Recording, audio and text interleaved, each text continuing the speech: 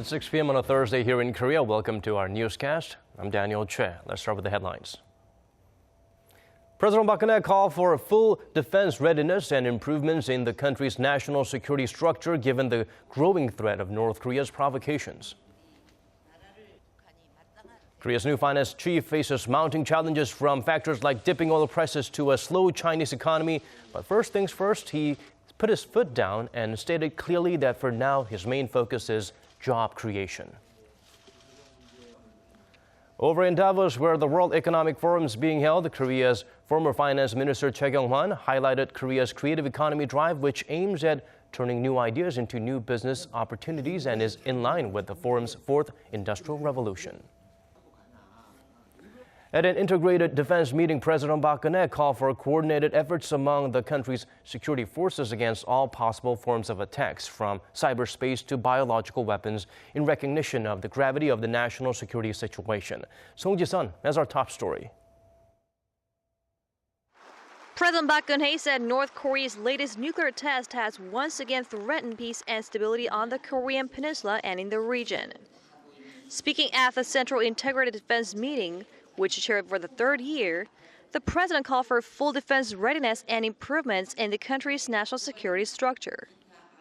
정부는 북한이 마땅한 대가를 치르도록 UN 차원의 대북 제재를 비롯해서 가능한 모든 실효적 수단을 추진해 나갈 것입니다.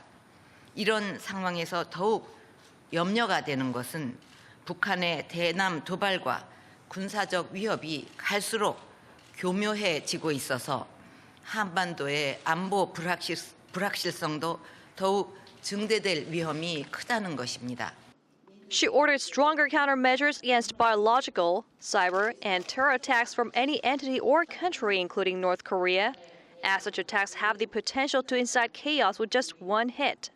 The meeting held Thursday was attended by members of the president's cabinet and over 230 officials from Korea's spy agency, the military, the prosecutor's office, the police, and local governments. President Park asked the country's national security forces to bolster their efforts toward coordination and cooperation.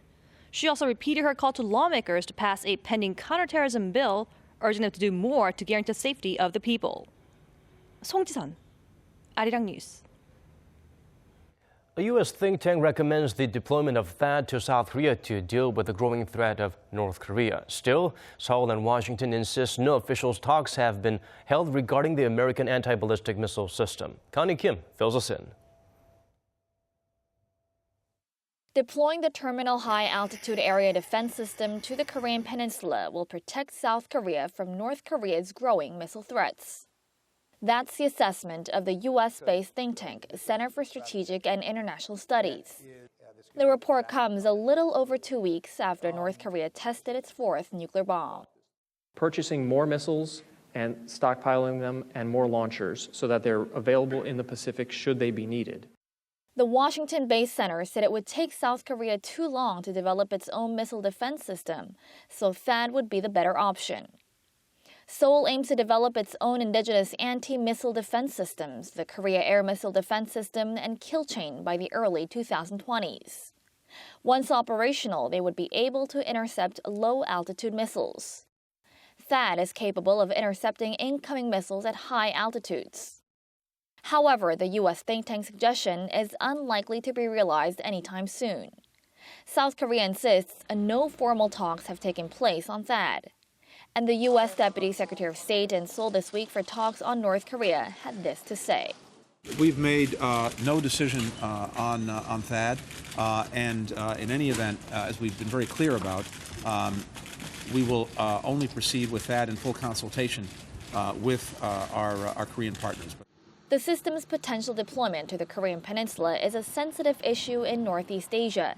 As Beijing is concerned, THAAD's powerful radar system could be used to monitor mainland China. Connie Kim, Arirang News. Unfazed by mounting challenges like diving oil prices and China's slowing growth, Finance Minister Yoo Il-ho has announced a number of priorities he has etched in stone for the year. Hwang Ji-hye shares with us that very short list. New Finance Chief Yoo Il-ho has made clear that he will put job creation above everything else he has on his to-do list this year.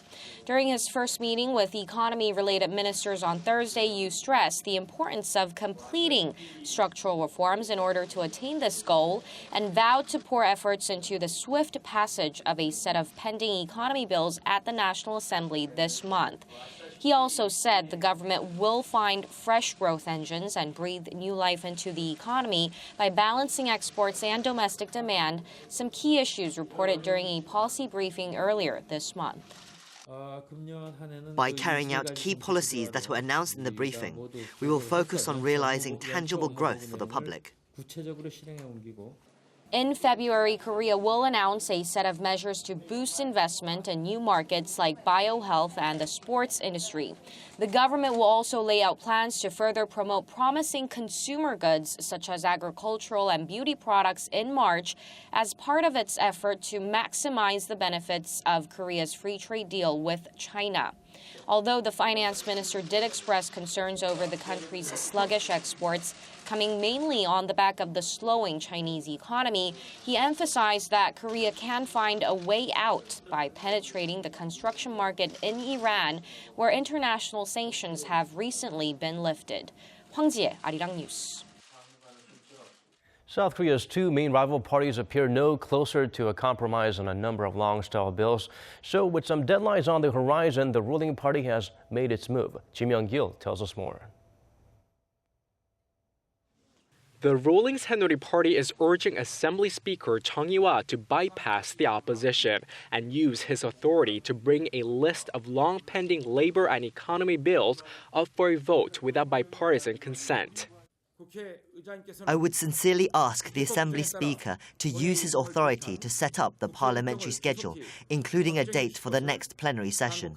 We were unable to fix a new schedule due to the opposition's uncooperative manner.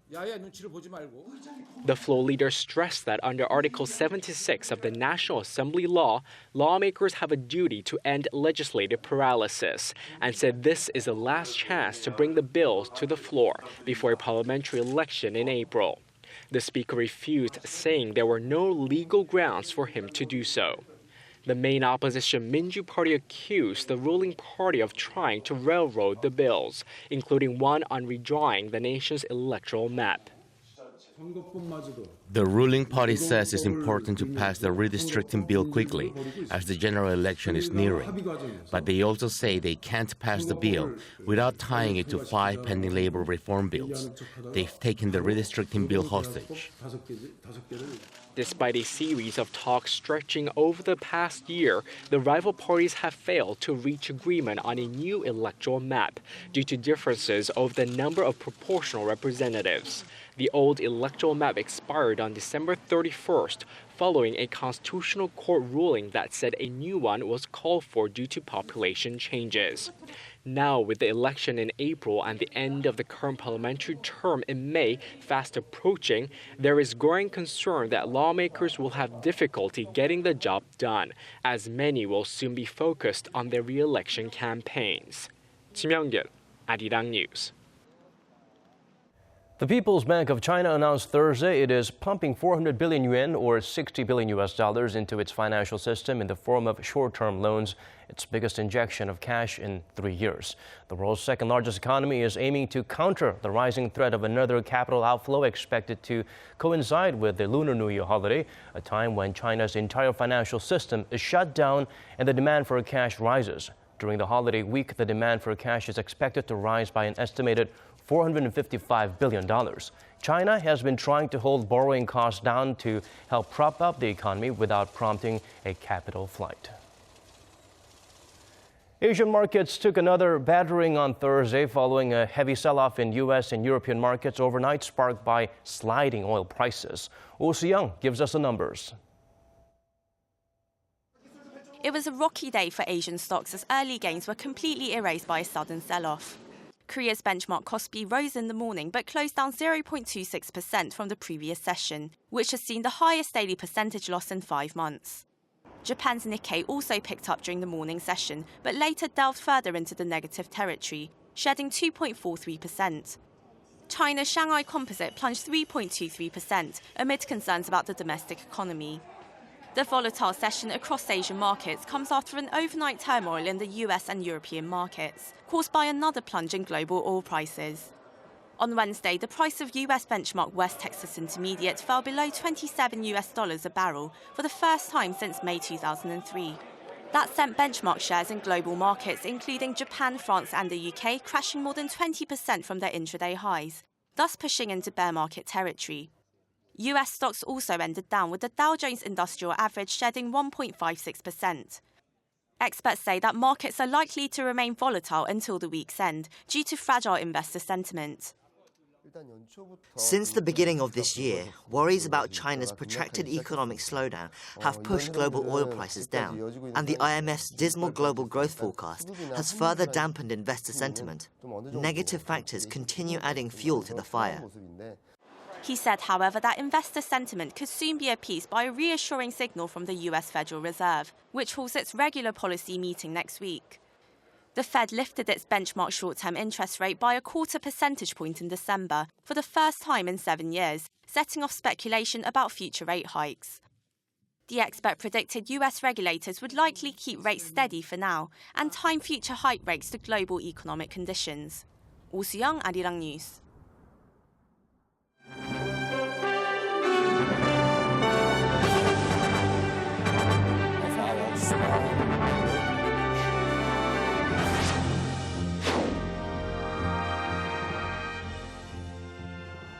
Internet of Things, robotics, driverless cars, and 3D printers, some of the key technologies that will lead the so-called Fourth Industrial Revolution.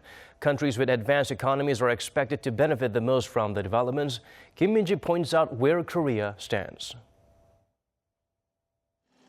The theme at this year's World Economic Forum is Mastering the Fourth Industrial Revolution. It's where cutting-edge technologies are becoming embedded in our daily lives, making everything faster and more convenient. But is the world ready to adapt? According to Swiss bank UBS, advanced countries are. Switzerland topped the list, followed by Singapore, the Netherlands, Finland, and the United States. Korea ranked 25th. The ability to adapt to the Fourth Industrial Revolution was measured in 5 categories: labor market flexibility, educational system, infrastructure, technological ability, and legal protection. Korea's former finance chief, Choi Kyung-hwan, who is representing Seoul and Davos as a special presidential envoy, says Korea's creative economy drive is in line with the Fourth Industrial Revolution. The creative economy drive is aimed at merging different sectors and turning creative ideas into new business opportunities to create new jobs and industries. Speaking at a press conference, Choi said Korea needs to pursue new industry policies. Having the right infrastructure is important. In order for our creative economy drive to work, we have to strip back regulations. As it stands, it's difficult to be innovative. Therefore, we have to cut back on red tape. Secondly, Korea needs to have an ecosystem which can tend to such developments. Korea's former finance chief also emphasized the need for a flexible labor market and a workforce that can keep up with the rapid pace of technological developments and industry trends. Kim Min-ji, Arirang News, Davos.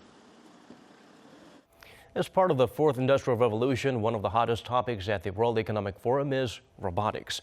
Kwon So-ah got a chance to meet arguably the most popular humanoid robot participant in Davos, Korea's very own Hubo.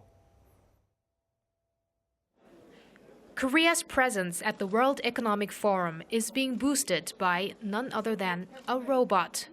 The special guest was invited to Davos this year and has become the talk of the town, even getting a name check from the forum's founder himself, Klaus Schwab. 2,400 people who are here, plus Robot Hubo. With the Fourth Industrial Revolution all about speedy and intelligent technologies, expectations are higher than ever for what the second wave of robotics might entail. It may be still far from looking like a human, but when it comes to completing complex tasks, this humanoid robot may become your superhero in emergency situations in the future. I'm very proud that KAIST's Hubo is being exhibited here. World-class companies, business leaders, and important government figures have all shown great interest. I'm proud as Hubo shows the world how good Korea's technology is. Hubo, developed at KAIST, or the Korea Advanced Institute of Science and Technology, was the winner of last year's DARPA Robotics Challenge, a competition to find robots that can assist humans in responding to natural and man-made disasters. The robot's creator, Professor Oh Jun-ho, stresses that Hubo is still in its experimental stages. Ultimate goal would be that the Hubo robot could solve all the existing problems in disaster scene, but it might be quite impossible in near future. So at this moment, I would like to make it possible to be used for other applications, other research groups, to be used for research purposes at this moment. Kwon So-ah, Arirang News, Davos.